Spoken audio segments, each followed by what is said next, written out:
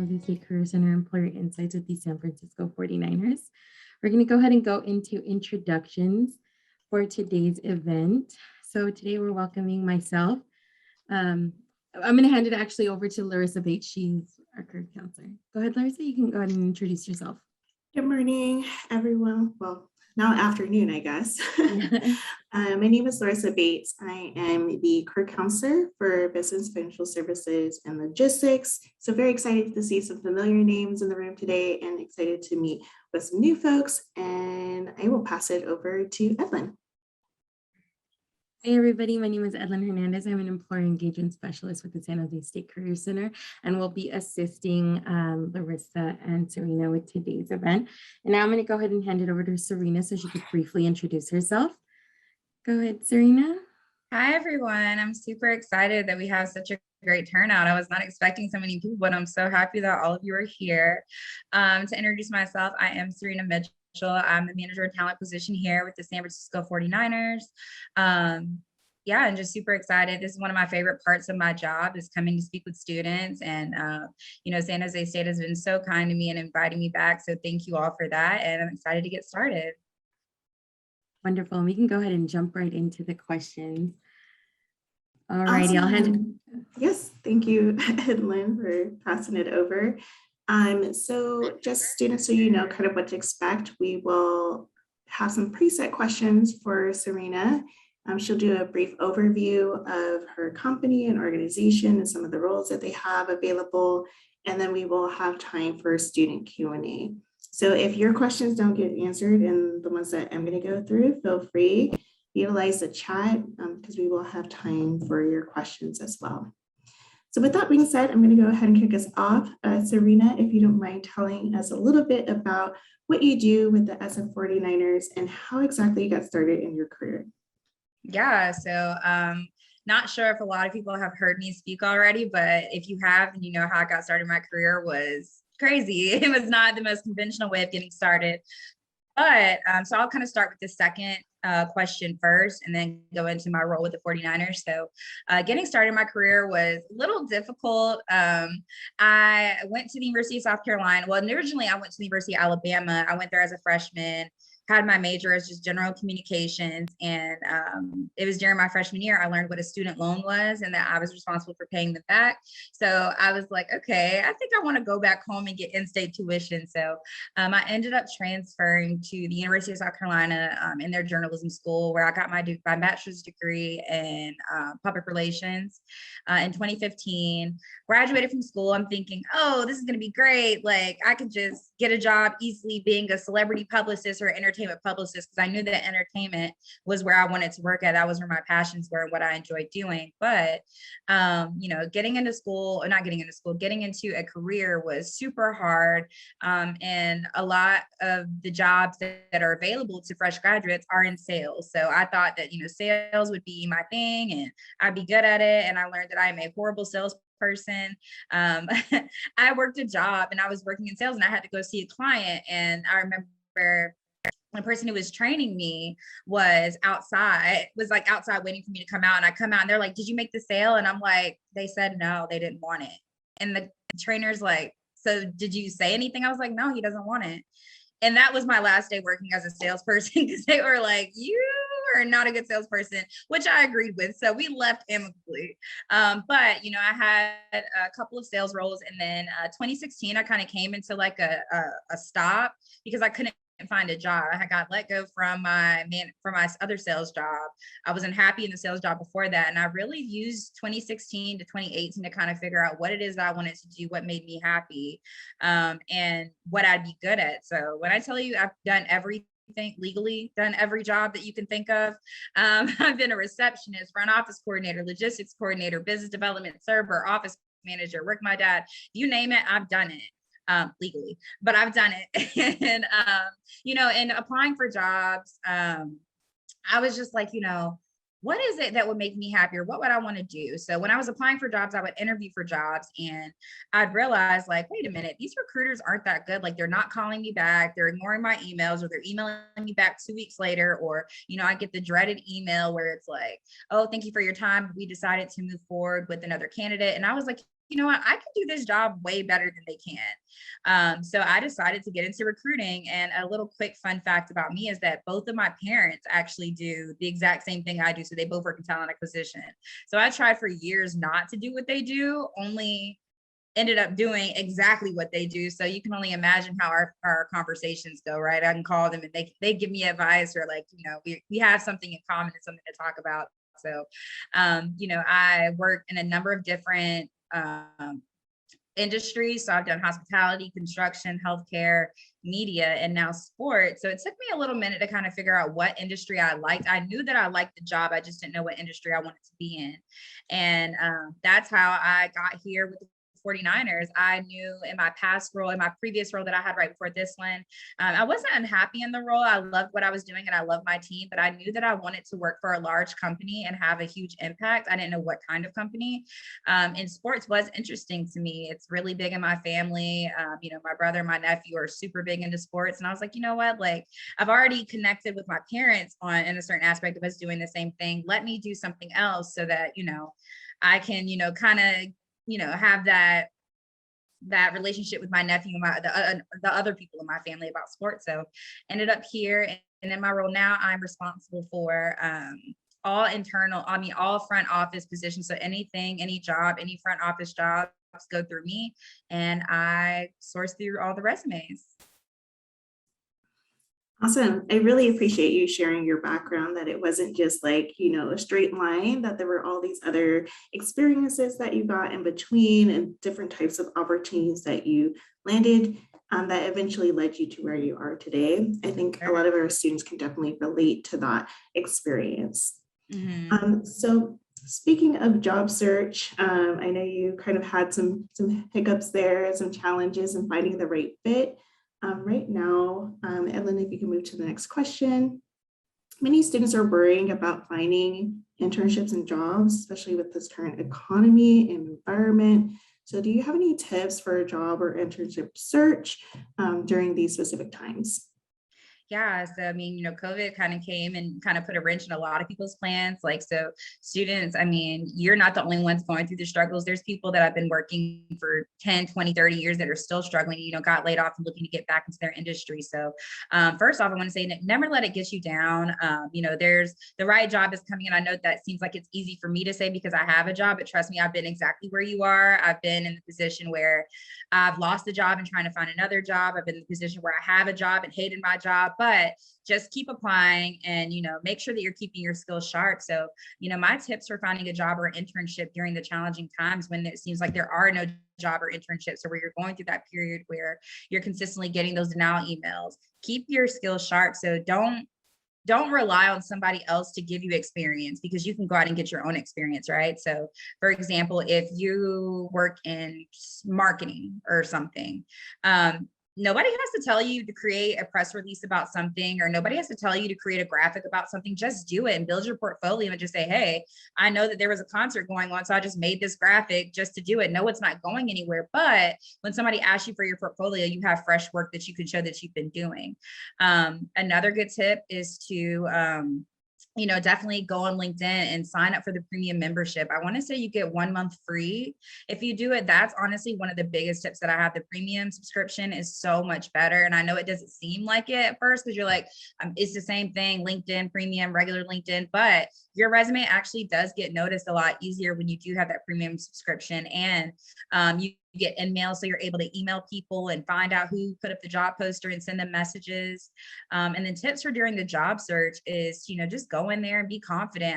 Don't make sure that you're applying for jobs that you genuinely want to do, because you don't want to be at a point of desperation where you're just applying to any old job and you get the job. Yes, it's money, but you're going to be miserable. So you really have to weigh the pros and the cons of like, okay, do I want to be happy in my job, or do I just need to make ends meet? Because if you need to make ends meet, there's a lot of ways to do that aren't something that's, destroying your mental health working in a job that you're not happy in.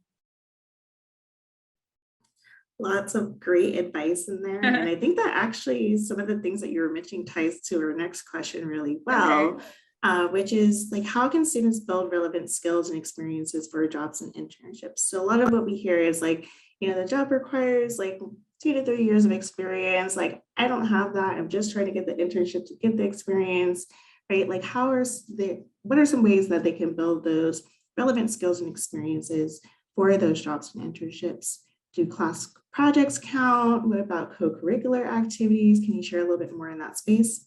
Yeah, for sure. So in addition to going out and just getting your own experience, you can also go about it by another tip that I have, I guess it kind of ties into 2 and 3.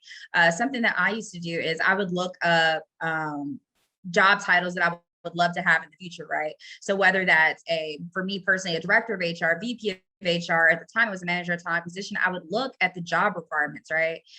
And I would say, okay, they want somebody to know this system and that system, and they want somebody that has done this for at least this many years. Go out and get that. There's no reason why you can't, or use your current job that you have, whether it's working at Starbucks or working wherever, and just say, hey, like, do you mind if I kind of like add a little bit more onto my plate and start doing this for the company or for our franchise or whatever, just to get experience? And those are things that you can add. And that kind of adds into, you don't have to have somebody give you experience for you to go get it yourself. There's so many ways. If you go to a local church, or even if you're in a sorority or fraternity or any other clubs, and you looked at the job descriptions and what they need, go to the presidents of that club or whoever the chairs are and say, hey, I really need some experience doing finance or doing accounting or doing PR or doing marketing. Is there any way that do you guys need any help with anything? And I promise you, sometimes it does have to be for free, which I don't necessarily agree with, but sometimes, it's what we have to do. That's a way to get experience. So, yes, the co-curricular activities do count.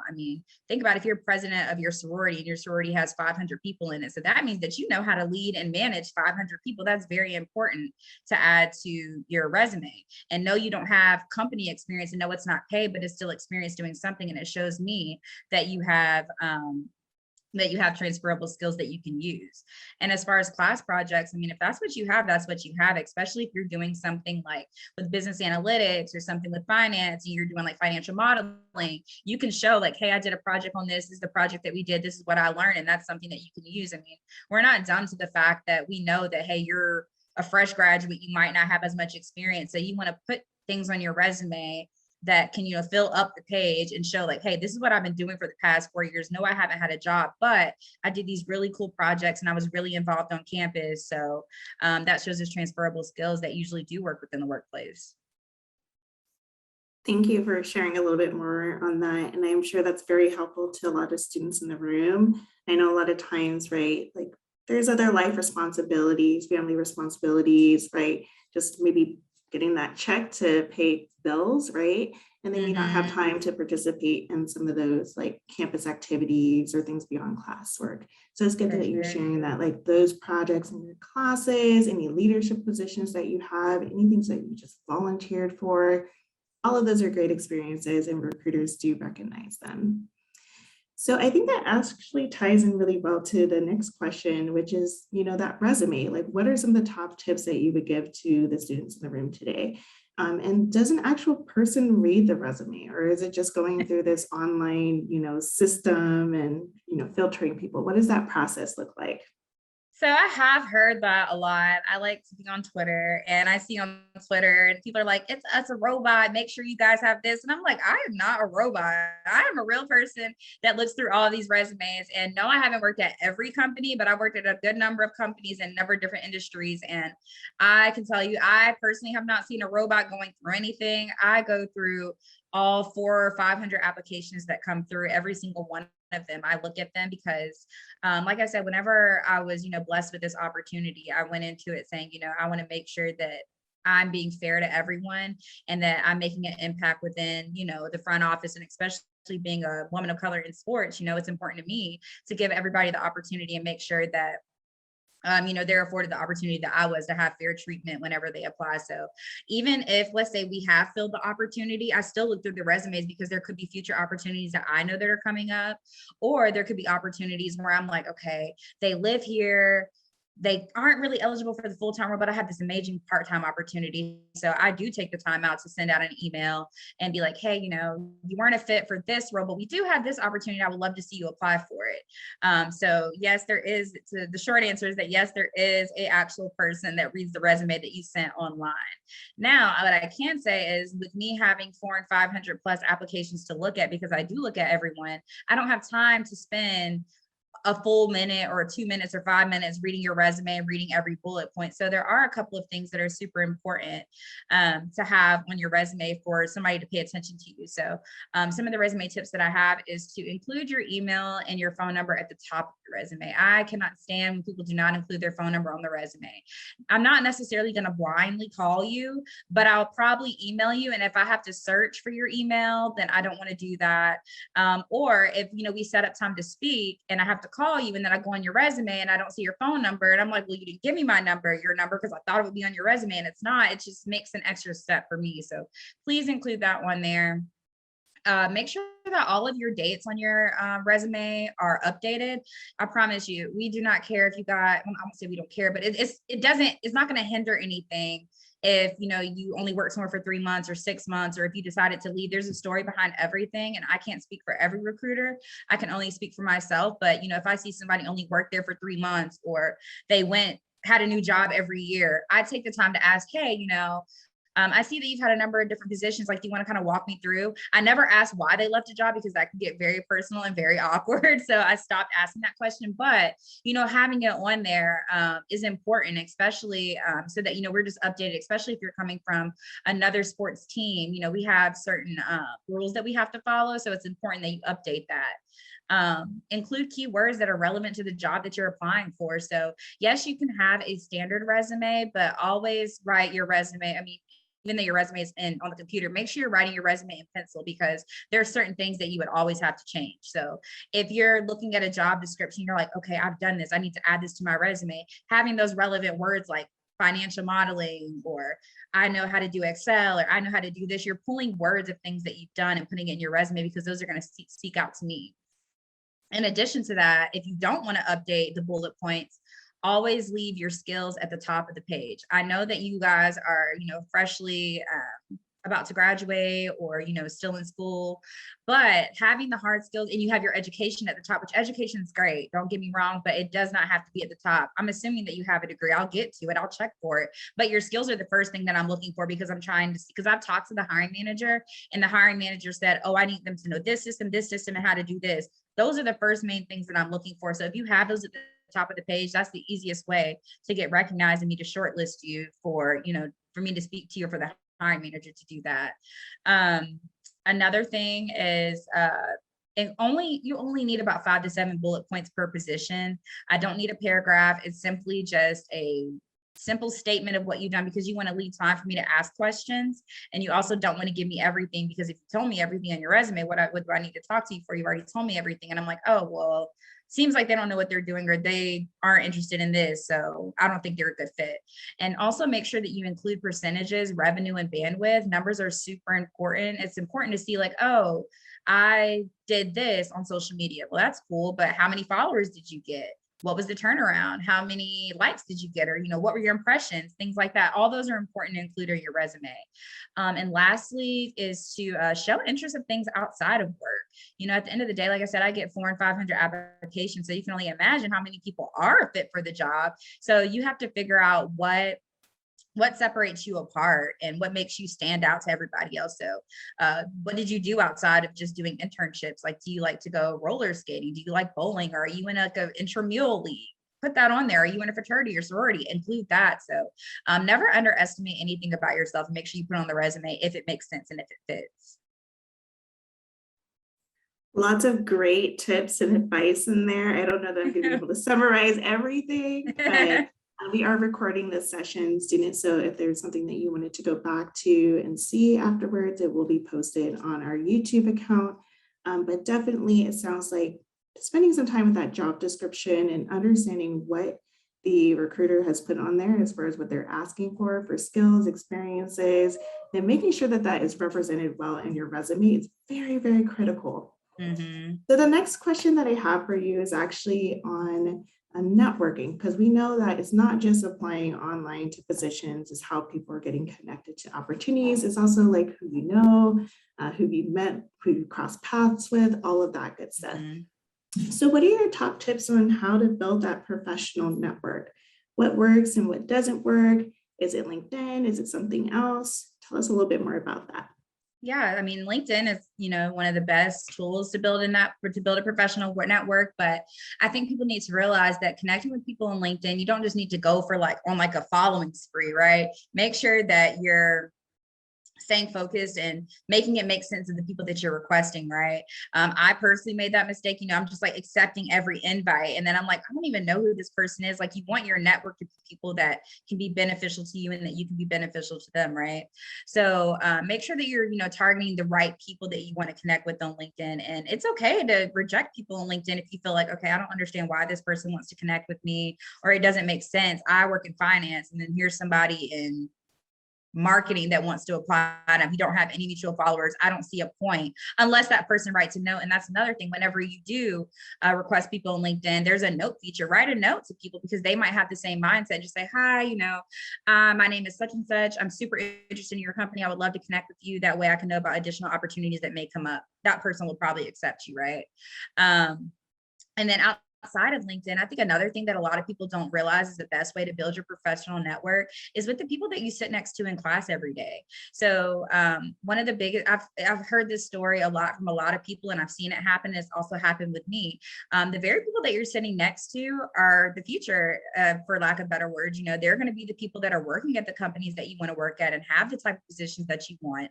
And, if you think about it, one day you might be applying for a job and you might see, oh my God, Rudy Molina, he works at Tesla and I really want to work at Tesla. I remember we had a Tuesday, Thursday class together. Let me shoot him a message really quickly to see if he can refer me. Now, Rudy can choose to, send you over. He's like, oh yeah, I know that Juan is amazing. Juan is great. Like, he was so nice to me. Or he might look and be like, Nahal, I remember him. He wasn't very nice to me. He never showed up for class. He was always late. I had a group project with him and he was horrible. I don't think I want to refer him. I see it happen all the time, especially in these industries, especially in sports. I'll tell you now, sports is so small.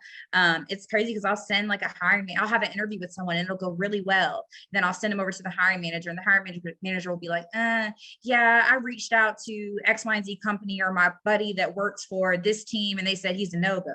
So making sure that, you're nice to everybody. Now, I know it seems like now the people in your classes don't really have much, like you don't really have any opportunities, but I promise you one day they will, and they'll always remember how they treated you. How you treated them.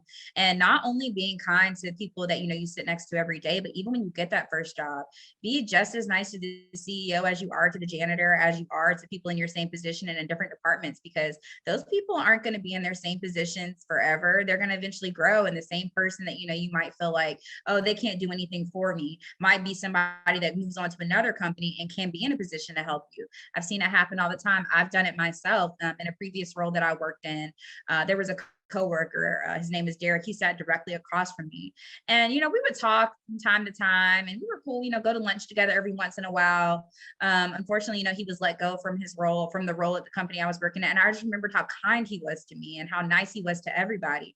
That when I moved on to my new opportunity, I remembered that his wife had just had a baby. He wasn't working, and we needed some additional recruiters. And I'm like, Derek, let me call him. So I call him and get him set up on the interview. And of course, my manager comes out to me and she's like, Derek, yeah, we liked him. Like, what do you think? And I'm like, oh, he's amazing. He's great. She trusted my word because I had worked with this guy because he was so nice to me. At the time, I was below him. I could do nothing for him at our previous company, but I was in a position of quote unquote power where I was able to help him. And, he to this day, we're still really cool. And I would give him anything. If anybody ever said, hey, we need somebody in talent acquisition, he's the first person I think of. So those are good ways to build your professional network, and just never underestimate anybody and what they might be able to do for you, and never underestimate yourself, because you never know where you'll be as well. I love that story. I think I've heard you tell it before and some other things, but I love that you share it every time, because I think it's really, really important for students to see that it's not just people that are the decision makers, right? So people next to you, your peers, right? You all are going to go into the profession together, and you're going to be at different places and in different spaces at different points in your journey where you can support and help each other. So it's not just, reaching out to folks that are already in roles, but also, building those strong relationships with your peers, your colleagues, right? That's all part of your professional network. All right, so we have a few more questions, just two more, and then we'll have time for Serena to share a little bit about her company, and then also for student Q&A. So the next question is about diversity and inclusion. And I know you talked a little bit about how you bring that to your role earlier, but we'd love to hear more about how does your organization support diversity and inclusion in the hiring and development of employees from various backgrounds and experiences. Yeah, so I'm super proud of our organization. This is the first organization that I've worked for where I've personally seen, DE&I, and that stands for diversity, equity, and inclusion, where I've seen DE&I like actually being worked on and initiatives being, happening. About a year back in April, we hired Christina Jefferson. She's our director of diversity, equity, and inclusion, and she definitely holds everybody accountable, even me. Whenever I'm interviewing people, there's a certain amount of diverse candidates that I have to present and that I personally have to interview and that the hiring manager has to interview. That way we're keeping everything equal and equitable and inclusive of everyone. So I know for me personally, I have to send her over like, hey, these are the number of diverse candidates I have. And sometimes they meet where they're supposed to, sometimes they don't, but she'll either give me tips on how to best get diverse candidates, or we have meetings with different external organizations. So ones that assist with the Asian population, Hispanic population, the Black population, or women. We talk with them and they're like, hey, we really want to work on our pipeline and our candidates of people that we have. So please send them over our way. Doing things like this where I'm talking to different organizations and basically saying like, hey, we want a diverse hiring slate and diverse candidates within our requisitions. Please apply. We also have employee resource groups, which we call ERGs. So we have those within our organization. So we have a Pacific and Latin Islander one. We have a Black ERG. We have a women's ERG. We have LGBTQ. So everything, just making sure that everybody feels involved, right? Because a lot of times, when you come into a company, you don't necessarily know who identifies as what. So having those ERGs and being able to have like a safe space of people that are like-minded and like you and that understand the background that you come from has been like very great. And, employee retention, and also trying to figure out, like, hey, like we might not have this ERG yet, but what are you guys interested in? Let's get people together, because like I said, sometimes people just want a safe space to feel like, okay, I'm not alone in the workplace, or okay, I do feel accepted, or I'm not even though I know that I'm the minority here, I'm the majority in at least one setting. So we do a lot to support DE&I, especially donations and things. So like I said, 100% proud of the work that we're doing, 100% thankful for CJ, and it can only get better from here. She's only been here for about a year, and I'm excited to see, what she does within her second year with the impact that she's made within her first. That's awesome. That's really great to hear that there's some clear initiatives in like the hiring process and outreach process, but also once those employees are onboarded, right, there's spaces that are for them to gather and collaborate and connect. So that's really exciting to hear. Yeah, for sure. We also, forgot to mention, we also have trainings that we have to do. And like, even though I'd like to think, I'm really good with DE&I and I know what things mean, I'll take the trainings and I'm like, oh my goodness, like I just learned something new, or that's something I didn't even think about.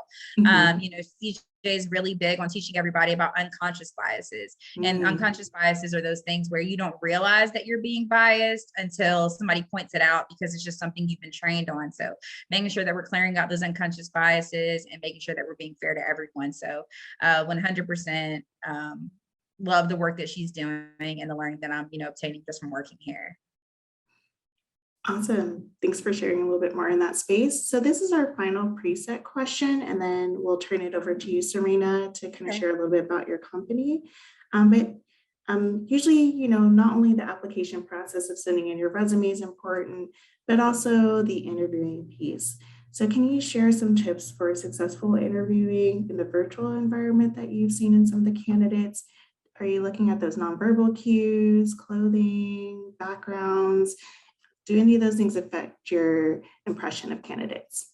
Well, I can't really speak on backgrounds right now because you guys are looking at my kitchen. I usually either have it blurred or I have like a 49ers background, but I'm on a different computer today. And the last background I tried to get didn't work, long story. But as far as your background, I don't judge people in their backgrounds. I mean, definitely be in a place. Like obviously I live in an apartment. I can't move my kitchen and my desk is here. And I don't want to turn it to where you guys are seeing a bar cart, because like that would be a little unprofessional, for that to be in the background. So, I have my kitchen here, but my kitchen is clean. I think, I don't know what you guys can see behind me, but my kitchen is clean and it's a professional, clean environment, right? I'm not at a bar, I'm not at a coffee shop, it's not any loud surroundings. So as you can see, I can focus. So as far as your background, like if you're in your room, that's totally fine. I mean, obviously make sure your room is clean. I don't want to see dirty clothes on the floor because then I'll get distracted. But the best tip for that is to either put like a white background up, or like a picture up, or blur your background is the easiest one, or something like, as you see Larissa and Edlin have backgrounds up. So that's the best tip I can say. And as far as clothing, I think so. You don't have to have on like a 3-piece suit or, a blazer or anything, but, you need to look well put together. I never judge people based on what they wear because I don't know people's personal style or, what they feel comfortable wearing, but I can tell the difference on, okay, did this person try? Like, did they just roll out of bed, turn over and get on the screen? Or did they fix their hair a little bit, put themselves together? Like, do they look like they got ready for this? That's what I look for. So if you have on a t-shirt, it's like, okay, I can tell you just kind of got out of bed. But if you just have on, say, like a plain like black t-shirt and a simple black, I can't say that you didn't get ready, right? But if I could tell that it's like wrinkled and it looked like you slept in it, I can't notice that. I'm like, well, goodness, like they didn't think enough to get ready for this interview, but I got ready for them, but they didn't get ready for me. So that is something that I pay attention to. So my advice on clothing is just make sure that you look nice. I mean, we obviously can't see your bottoms. I don't care what kind of bottoms you have on, but it takes you 2 seconds to throw on a nice shirt or a button up or just a simple V-neck or scoop neck shirt like that we can't see with nothing on it. And as far as nonverbal cues, I do pay attention to those. I pay attention to, body language and, making sure that, you look like, you look like if we were sitting in front of each other for an in-person interview, I want that same type of interaction if we're virtual. Some interview tips that I have as far as if you're doing it virtually is have your phone across the room. I generally can pay attention, but like even right now, like I don't have my phone next to me because somebody could call me and I'm going to get distracted, or I might see an Instagram notification. I'm like, oh, who DM'd me? And that's just something that you don't want. So you want to move all distractions away from me. Like my phone is on the other side of the room charging right now. I have a dog, so either I'll put him up or I'll put him in a cage, or I'll take him upstairs to my neighbor's place. And I'm like, hey, I'm about to be on something and I don't want him bothering me or barking. Do you mind watching him for a second? So just really making sure that, for 30 minutes for that interview that you are completely focused, that, you look decent or look put together. And yeah, that's really the only tips that I have. I mean, it's super easy to, kind of unplug from everything and, put on a nice shirt for 30 minutes to share your experiences that, could change the course of your life. Yeah, I think that's really, really great advice. And I noticed that Edlin put a link in the chat to our Spartan Career Closet. So we know that you guys have been in the virtual space for quite a while, so you may not have had to build that professional wardrobe. We do have a professional clothing closet that you can come in and get a free outfit. It's yours to keep. You just have to schedule an appointment to do that. So resources for looking professional as well if you need those. Yeah, Great. and then looking professional whenever you go shop. Like I know that everybody loves like the cute, colorful stuff, but nothing hurts from 2 pair of plain black pants, a basic pair of shoes, 1 basic pair of shoes. Nobody's going to question you. And maybe like a blazer and a white button up. That's all that you need there. Whenever I was going through the job interview process, I had 1 black dress and one black shoes. And I wore that to every single interview because I knew that it worked. Right. As far as like me wearing like a red, and that's another thing I want to kind of throw out there is, I know I mentioned like plain colors like black and white, but do not feel like you have to wear just black and white to an interview. I mean, I'm not saying come in there with like a floral blazer and all that, but it's okay to wear color to an interview and show your personality. Whenever I did this interview for the 49ers, I think I had on like a pink, like little blouse. Like it was a cute blouse. It wasn't black and white, but it showed like, hey, like I got together today. Like I didn't just put on a white button up and look like, just generic. So you can like still show your personality in your outfits and still look professional. Definitely. Thank you for adding that piece that you can play around with the colors a little bit too. Like if it fits your personality and who you are, and it is appropriate for the position as well. Right. All right. Well, thank you so much, Serena, for sharing some tips and advice. And hopefully this covered a lot of the questions that are in the room. And if not, we are going to have some time for student Q&A. So go ahead and put those questions that you still have in the chat, and we'll address as many of them as possible during Q&A. And I'm going to turn it over to Serena to talk a little bit about 49ers. All righty. All right, so we are so blessed with the opportunity that we're able to offer internships here at the 49ers. So our internships are currently being approved right now, so I'm not 100% sure which positions we're going to have, but just to tell you a little background into our internships and how they usually go. So our internships do require a bachelor's degree, and the reason why we require a bachelor's degree is because our internships are 30 to 40 hours a week, and our interns do a lot of work. Like they work a lot. Like sometimes there's overtime, so they're definitely working, especially through the season. And our internships also run a little differently than most internships. So they start in about mid-July, late July, early August, the beginning of the season, and they run all the way to February, March. So there's just no possible way for somebody to like have their 15 to 18 hours or however many hours you guys have in college classes and do this internship at the same time, because at the end of the day, school is number one, and we want people to be able to focus on our internship, but we also want you to focus on school as well. So we feel like having one done before starting the other is just more beneficial.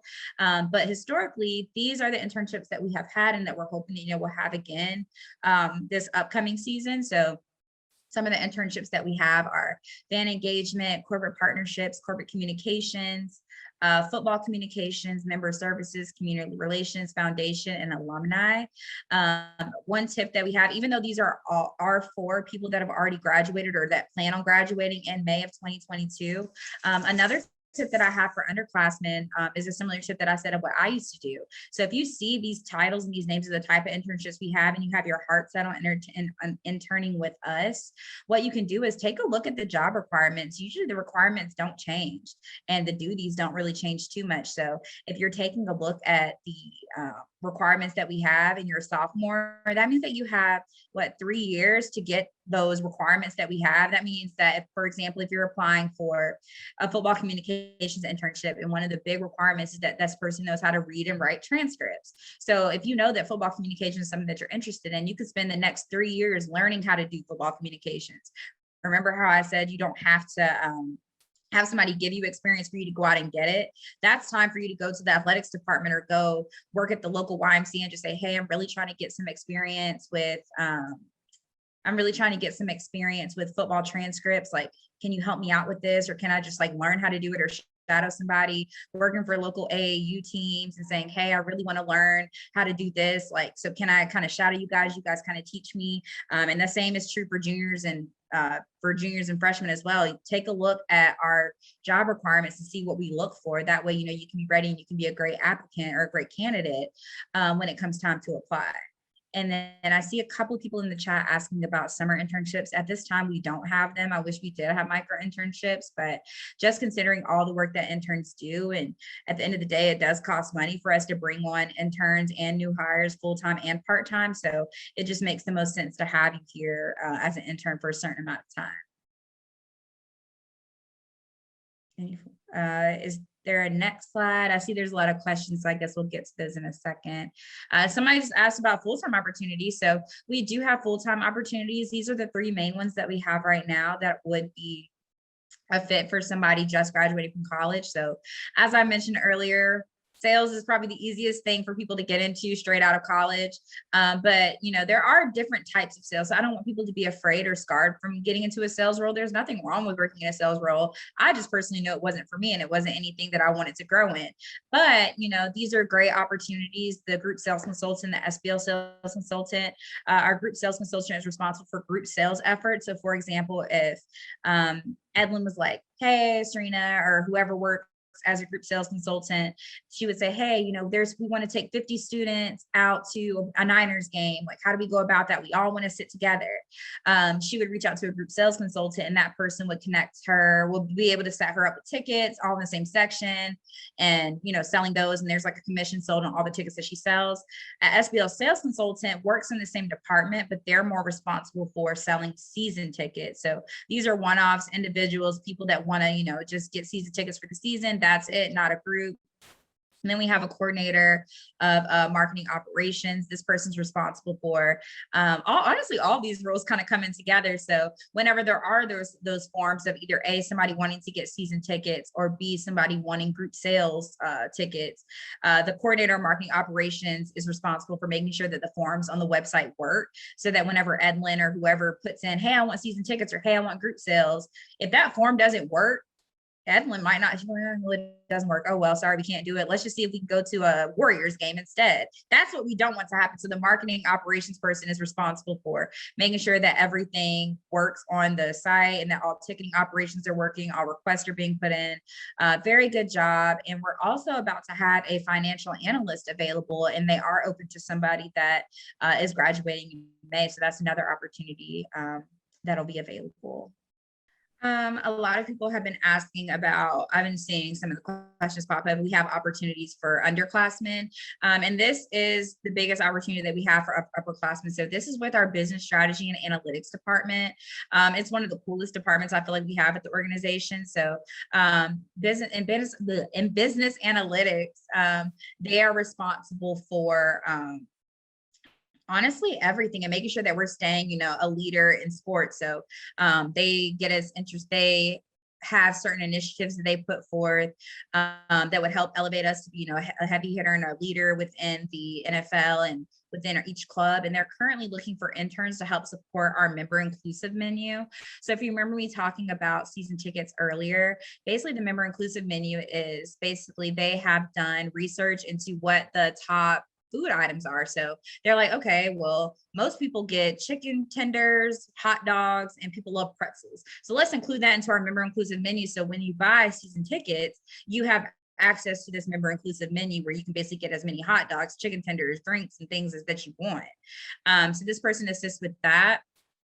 This is a great opportunity if you're interested in working in, business strategy or events, or honestly anything, just if you want to get that experience within sports. This is a great way to do it. And if working for the 49ers is something that, is on your heart and something that you want to pursue, this is another great way to network, build your network, and really show, what you can do. Because if you come in here and you do amazing work as an intern, that shows hiring managers like, wow, like they're just an intern and they're doing a lot of work. That's somebody I would want on my team. Or a lot of things that what I've seen is there's a lot of people that are VPs and really high up, and an intern or somebody a little lower level or a part-time person has really shown them their work ethic and how great they are, that they'll email me personally and they'll say, hey, I know that you guys have this position available and I have somebody that, is part-time with us. I think they'd be great.